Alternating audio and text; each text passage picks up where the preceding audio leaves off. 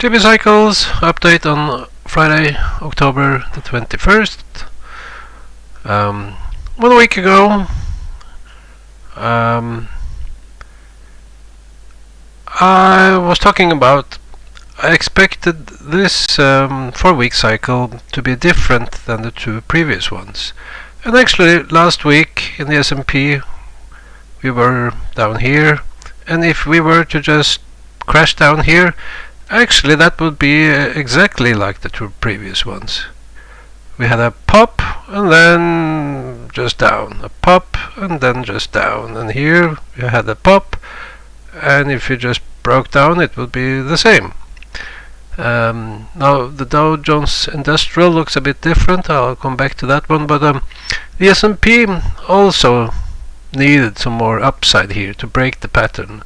And in the beginning of the this week, we popped above this trend line, and despite the bearish bias from my cycle, this has triggered a lot of buy signals. So in spite of the sentiment should be bearish here, but other factors are affecting the price here. So this crash down scenario, we don't have that one, and this more bigger consolidation pattern may be in play. We could have more upside early in the coming week. We should have a pullback, and we could have a pop up with this next cycle, and then we should turn down. We'll see about that. Look at the hourly data. So obviously, well, last week you should have heard that I was a bit in doubt if we really were to break down here.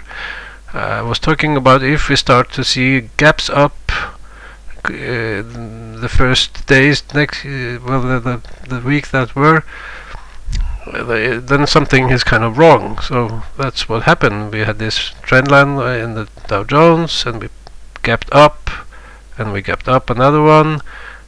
So obviously we need a bigger consolidation pattern here, and I could see us next week, Monday, perhaps a small dip and more upside on Monday, Tuesday, and then with the bearish cycle we should have a pullback the rest of the week, and we could have a pop up with the next bullish cycle in the week thereafter. And we have the Fed decision.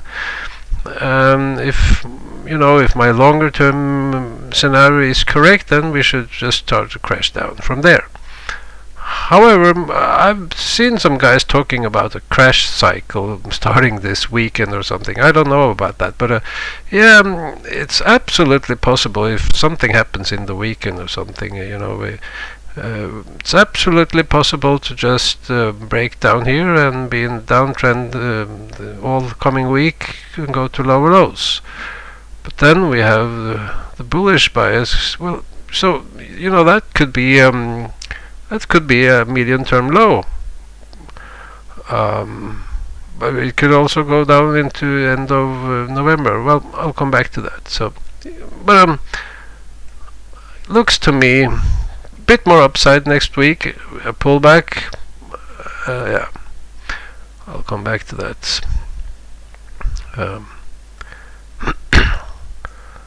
I've been talking about my bigger scenario here, that we are in a third move down.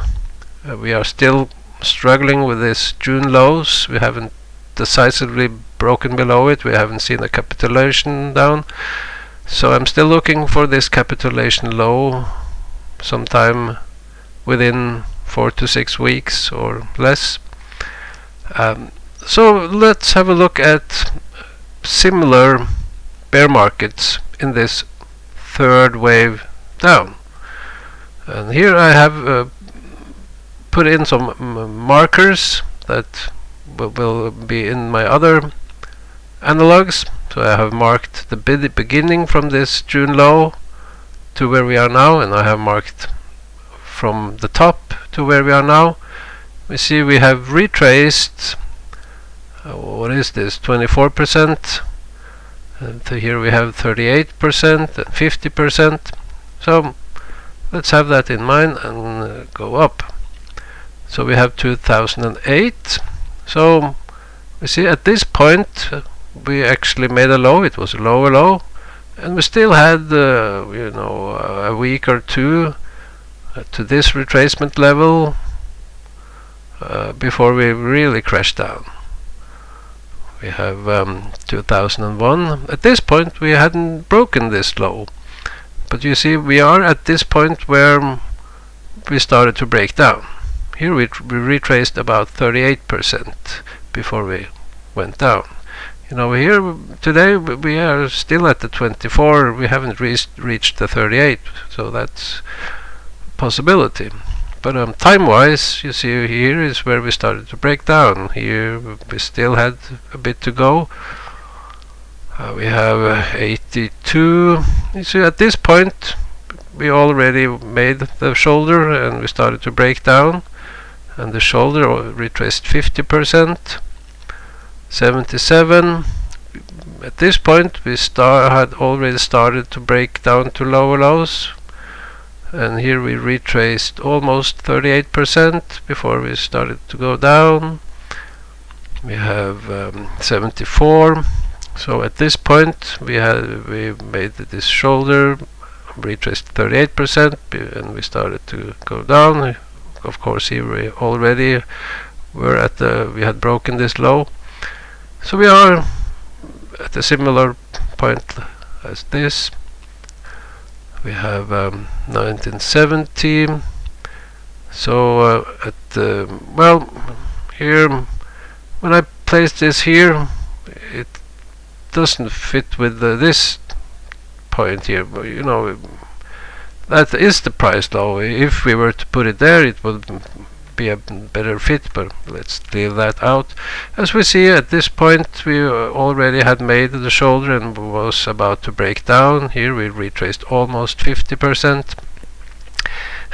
So if we are in a similar pattern, if we are in this third wave down and we still have to flush down below the June lows, if we look for a similar pattern, we could still have some more upside time-wise. Most cases here were at this point starting to break down. We're turning down and headed, kind of the only exception is 2008, where we still had some more upside. So that's kind of what I showed in the hourly data for Dow Jones. We could have a dip next week, pop up with the Fed, and then turn down. We'll see.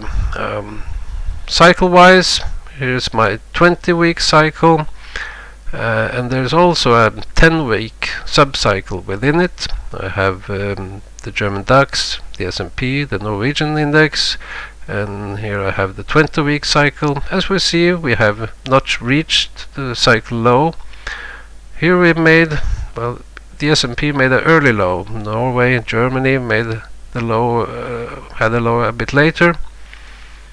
So here we had a cycle low. All Germany and S&P made a late low. Here we had a cycle low.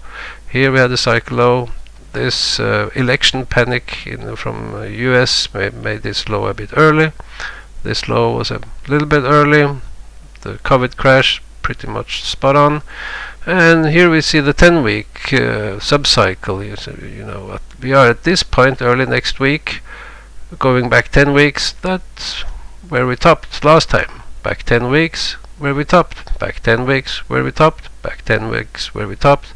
Also, we had kind of a top in momentum here. Here we had a bit more to go, and it works not that well when you can go further back, but here we are in the downtrend, so here it's more relevant to compare. So that's my time running out, so another update coming later this weekend, but you have to make your own conclusions from what I've showed you. It's about